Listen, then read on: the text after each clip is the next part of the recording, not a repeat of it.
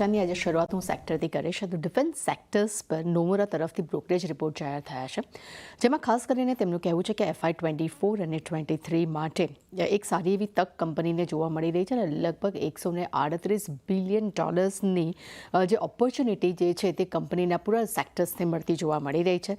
સાથે તેમના મતે HAL અને BL માટે તેઓ બાય રેટિંગ્સ આપી રહ્યા છે. HAL માટે તેમને લક્ષ્યાંક $4,750 પ્રતિ શેર કર્યા છે.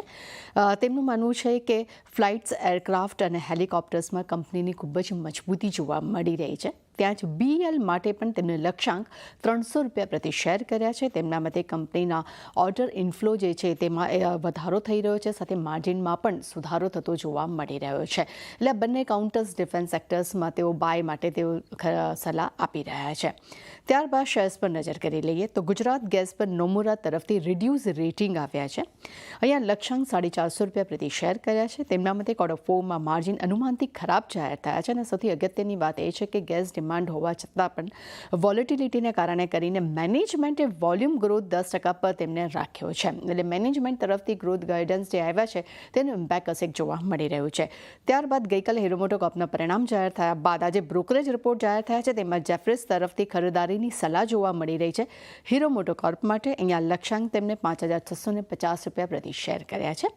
તેમના મતે Q4માં એબિટા YoY ધોરણે 25% વધતો જોવા મળ્યો છે અને અનુમાન 4%ના હતા. ત્યાં જ એબિટા વ્હીકલ QOQ ધોરણે 5% જોવા મળ્યા છે અને તેને નવા હાઈ પણ બનાવ્યા છે.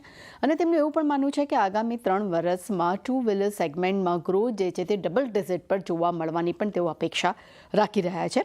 ત્યાં જ હાલમાં ટુ વ્હીલરની અગર કંપનીના માર્કેટ શેરની વાત કરશું તો ત્યાં તેમના મતે એક મામૂલી ઘટાડો જોવા મળી રહ્યો છે.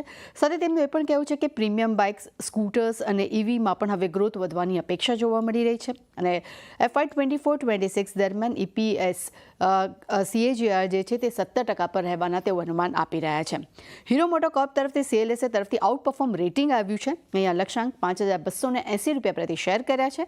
તેમના મતે Q4ના પરિણામ અનુમાનથી સારા રહ્યા છે. સાથે કાચા માલના ખર્ચમાં ઘટાડો આવવાને કારણે કરીને Q4ને એક મજબૂત એક સપોર્ટ મળતો જોવા મળી રહ્યો છે. સાથે તેમનું એ પણ કહેવું છે કે કાચા માલના ખર્ચ ઘટવાને કારણે કરીને ગ્રોસ માર્જિન છે તેમાં લગભગ 89 બેઝિસ પોઈન્ટનો એક શાનદાર ઉછાળો જોવા મળ્યો છે. ત્યાં જ પેટ્રોલ ટુ વ્હીલર સેગમેન્ટ છે તેના એબિટા માર્જિન લગભગ 15.5% પર રહ્યા છે.